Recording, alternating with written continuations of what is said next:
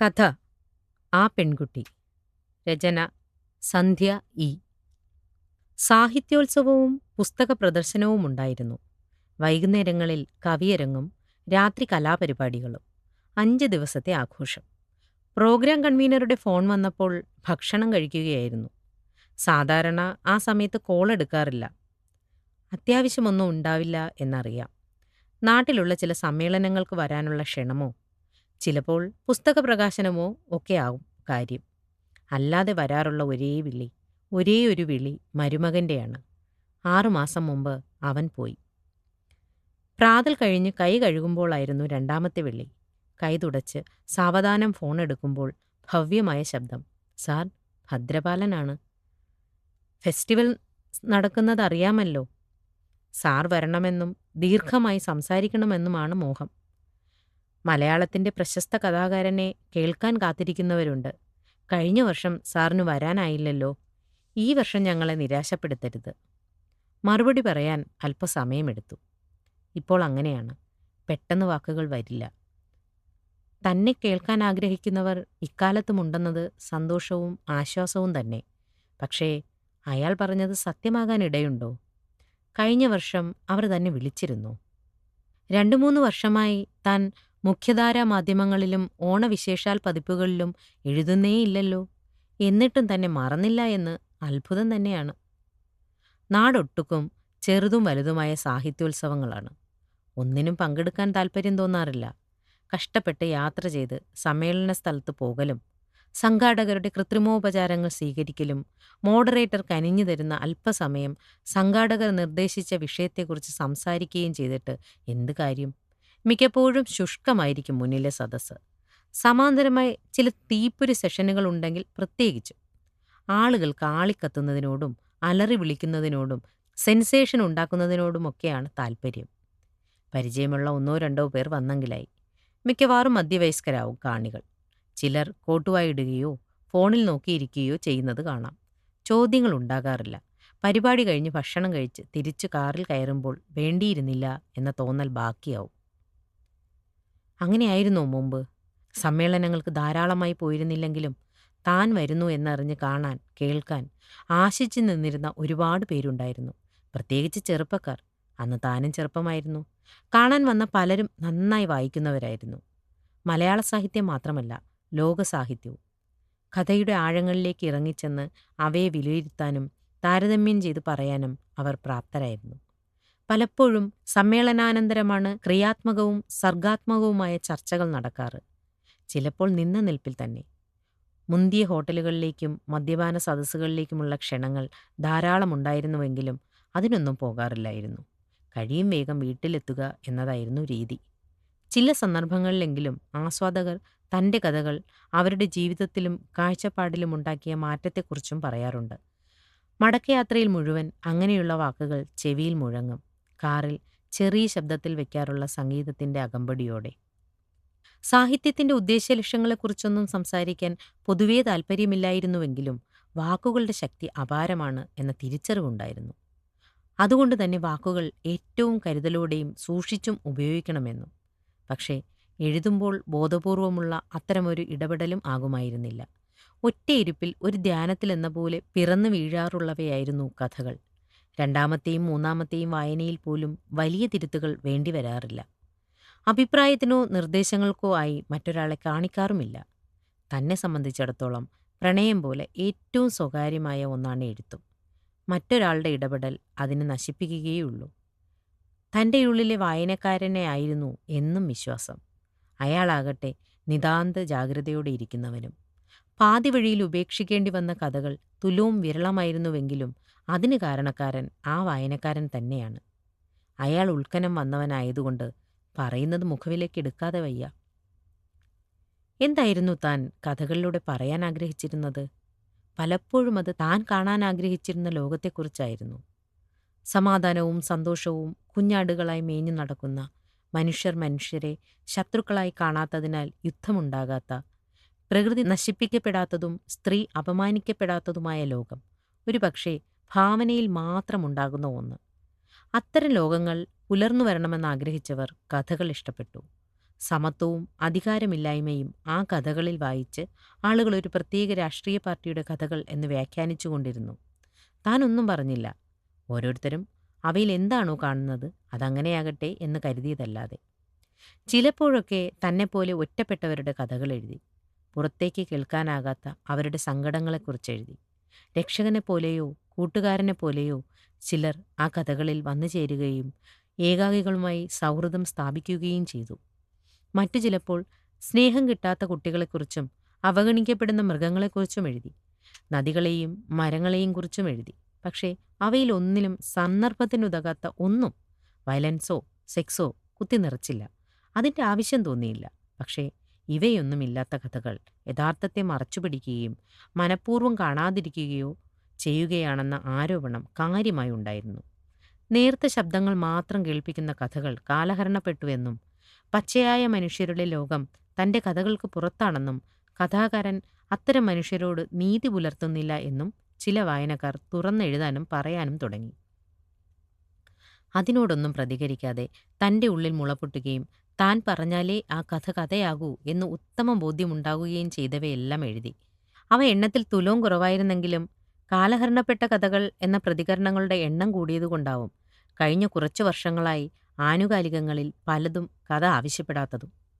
ഇക്കാര്യങ്ങളിലൊക്കെ കഥാകൃത്തെന്ന നിലയിൽ തൻ്റെ ആത്മവിശ്വാസത്തെ ബാധിച്ചുവോ എന്ന് ചോദിച്ചാൽ ഇല്ല എന്ന് ഒറ്റ ഉത്തരത്തിൽ ഒതുക്കാനാവില്ല. മറ്റെന്തു കുറവുകളുണ്ടെങ്കിലും ഒരാൾക്കൂട്ടത്തിൽ തന്നെ വ്യത്യസ്തനാക്കിയത് തനിക്ക് കഥകൾ എഴുതാനാകും എന്ന വിശ്വാസമായിരുന്നു. ആളുകൾക്കത് ഇഷ്ടമാണെന്നതും കഥകൾ എഴുതാത്ത താനല്ല, പക്ഷേ എപ്പോൾ വേണമെങ്കിലും എഴുതാവുന്ന വിധത്തിൽ ഉള്ളിൽ കഥ കൊണ്ടു നടക്കുന്നുണ്ട് എന്നത് മാത്രമാണ് ഇപ്പോഴും ജീവിച്ചിരിക്കാൻ പ്രേരിപ്പിക്കുന്ന ഒരേയൊരു കാര്യം എന്ന് താൻ ആരോടും പറഞ്ഞിട്ടില്ല, പറയാനും പോകുന്നില്ല. 3 മണിക്കൂർ യാത്രയുണ്ട് സമ്മേളന നഗരിയിലേക്ക്. മുമ്പാണെങ്കിൽ അതൊരു ദൂരമേയല്ല. ഇപ്പോൾ ഒരു ദിവസത്തെ യാത്ര സമം ഒരാഴ്ചത്തെ ദേഹാസ്വാസ്ഥ്യമാണ്. വേണമെങ്കിൽ എന്തെങ്കിലും മുട്ടുന്യായം പറഞ്ഞ് ഒഴിവാക്കാമായിരുന്നു. പക്ഷേ പോകണമെന്ന് തോന്നുന്നു. ഇനി എത്ര നാൾ സംഘാടകർ വിളിക്കും? അഥവാ വിളിച്ചാൽ തന്നെ പോകാനാകുമോ?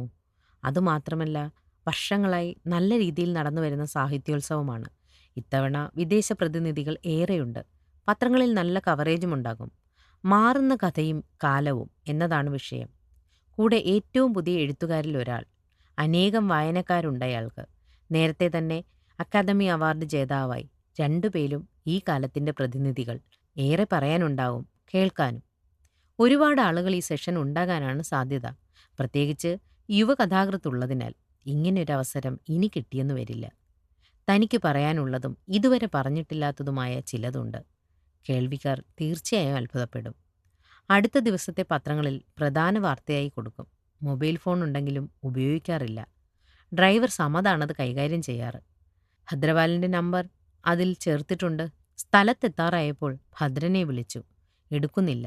3 വട്ടം വിളിച്ചപ്പോഴാണ് എടുത്തത്. ശബ്ദത്തിൽ തിരക്കുണ്ടായിരുന്നു. സാർ നേരെ സ്റ്റേജിനടുത്തേക്ക് പോരൂ, ഞങ്ങൾ അവിടെയുണ്ട്. കാറിൽ നിന്നിറങ്ങാൻ അയാളും ബാഡ്ജ് കുത്തിയ 1-2 പേരും സഹായിച്ചു. ഭക്ഷണം കഴിച്ചിരുന്നില്ല. നല്ല വിശപ്പുണ്ടായിരുന്നു. ഭക്ഷണം കഴിക്കുന്നിടത്ത് ഇറങ്ങാനും തിരിച്ച് കാറിൽ കയറാനുള്ള ബുദ്ധിമുട്ടോർത്താണ് ഹോട്ടലുകളിലൊന്നും നിർത്താഞ്ഞത്. സമദ് പല ഉരു ചോദിച്ചതാണ്. സാർ ഒന്നും അറിയണ്ട, വന്നിറങ്ങുമ്പോൾ മുതൽ പോകുന്നത് വരെയുള്ള സകല കാര്യവും ഞാൻ ഏറ്റു എന്നതായിരുന്നു ഭദ്രൻ ഫോണിൽ അറിയിച്ചത്. ഇവിടെ എന്തെങ്കിലും ഏർപ്പാടുകളുണ്ടാകും എന്നും കരുതി. ഭദ്രനോട് പറയാമെന്ന് കരുതിയെങ്കിലും അയാൾ ഓടി നടക്കുകയായിരുന്നു. സ്റ്റേജിന് പിറകിലുള്ള മുറിയിൽ കസേരയിൽ കൊണ്ടിരുത്തി ഫാനിട്ട് തന്ന് സാർ അരമണിക്കൂർ നേരത്തെയാണല്ലോ എന്ന് ചിരിച്ചു പോയതാണ്. സാരമില്ല, കുറച്ചു കഴിഞ്ഞാവാം. 10 മണിക്കായിരുന്നു സെഷൻ. യുവകഥാകൃത്തിനെ പരിപാടിക്ക് മുൻപ് കാണാനും അല്പം സംസാരിക്കാനും കാത്തിരിക്കുകയായിരുന്നെങ്കിലും കണ്ടില്ല. സമയമായി സാർ, പോകാം. പിന്നെ ഈ 1 മണിക്കൂർ മുഴുവൻ സാറിന് കിട്ടും. നമ്മുടെ സെഷൻ മാറ്റിക്കൊടുക്കണമെന്ന് റിക്വസ്റ്റ് ചെയ്തിരുന്നു. ഇന്നല്ല നാളെയേ വരാനാകൂ എന്ന് അവസാന നിമിഷമാണ് അറിയിച്ചത്. നാളെ പുതിയ കാലത്തിൻ്റെ ശബ്ദം എന്ന സെഷനിലേക്ക് അയാളെ മാറ്റി. അതിൽ പ്രമുഖ ആനുകാലികങ്ങളുടെ എഡിറ്റർമാരുമുണ്ട്. ഒരു കണക്കിനത് നന്നായി. സാറിന് ആരുടെയും ഇടപെടലില്ലാതെ സുഖമായി സംസാരിക്കാമല്ലോ. ഭദ്രൻ്റെ ചിരിയിൽ ഒരാക്കലുണ്ടായിരുന്നു എന്ന് തനിക്ക് വെറുതെ തോന്നിയതാകുമോ?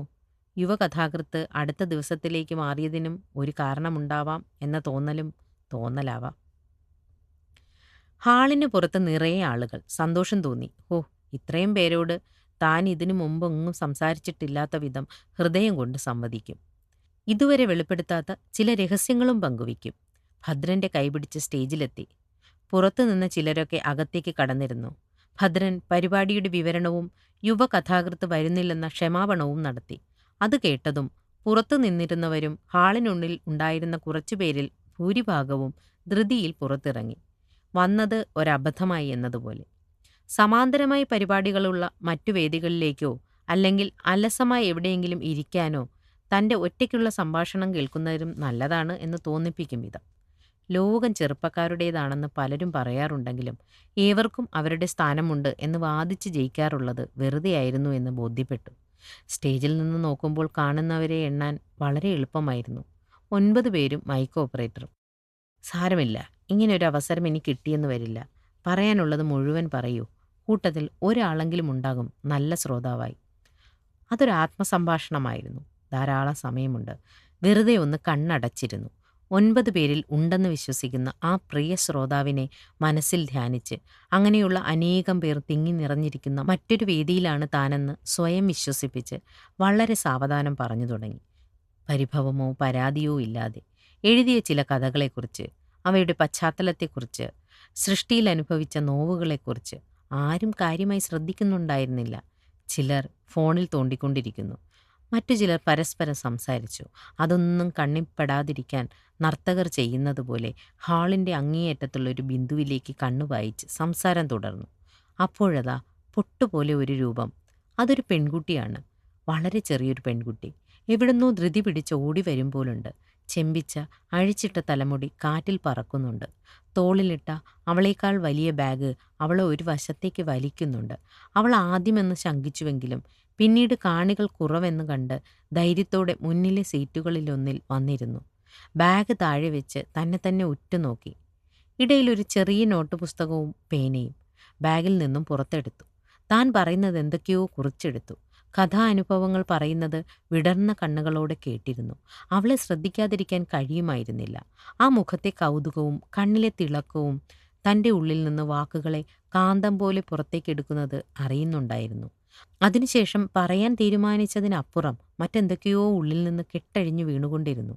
കഥകളിലൂടെ എത്ര എഴുതിയിട്ടും തീരാത്ത ഒറ്റപ്പെടലിൻ്റെ വ്യഥ, അടക്കിവെച്ച കണ്ണീർ, സ്നേഹത്തിനും സ്പർശത്തിനുമുള്ള മോഹം, ഇനിയും ജനിച്ചിട്ടില്ലാത്ത കുഞ്ഞിന് കരുതി വെച്ച വാത്സല്യം, പലവിധ നിരാശകൾ, മടുപ്പുകൾ, എന്നിട്ടും ബാക്കിയാവുന്ന ജീവിതാഭിനിവേശം. അത്രയൊന്നും പറയണമെന്ന് ഉദ്ദേശിച്ചിരുന്നില്ല. എത്രയോ മണിക്കൂറുകൾ സംസാരിച്ചു കഴിഞ്ഞതായി തോന്നിയില്ല. എന്നിട്ടും സമയത്തിന് 5 മിനിറ്റ് ബാക്കിയുണ്ടായിരുന്നു. കണ്ണീർ ഒഴുകുന്നത് കഴുത്തിലെത്തിയപ്പോഴാണ് അറിഞ്ഞത്. അത്രയും നേരം താൻ അവളോട് മാത്രം സംസാരിക്കുകയായിരുന്നു. തൻ്റെ ആ ഏക ശ്രോതാവിനോട്, ആരെന്നോ എവിടെ നിന്നോ അറിയാത്ത ഒറ്റയ്ക്ക് വന്ന ആ പെൺകുട്ടിയോട്. അവളുടെ കണ്ണുകളും നിറഞ്ഞൊഴുകുന്നുണ്ടായിരുന്നു. നോക്കിയിരിക്കെ പെൺകുട്ടി പല ആളുകളുമായി രൂപം മാറുന്നത് കണ്ടു. ചിലരെയൊക്കെ തനിക്ക് പരിചയമുണ്ടായിരുന്നു. താൻ കാണാൻ ആഗ്രഹിച്ചവരുണ്ടായിരുന്നു. ചിലർക്ക് ജന്മം കൊടുത്തത് താൻ തന്നെയായിരുന്നു. ചിലരെ മറന്നുപോയിരുന്നു. മറ്റു ചിലരാകട്ടെ തന്നോട് കരുണയാർന്ന നോട്ടം സമ്മാനിച്ചുകൊണ്ടിരുന്നു. അനുനിമിഷം കൂടുതൽ പേർ വരികയും ഹാൾ നിറയുകയും ചെയ്തു.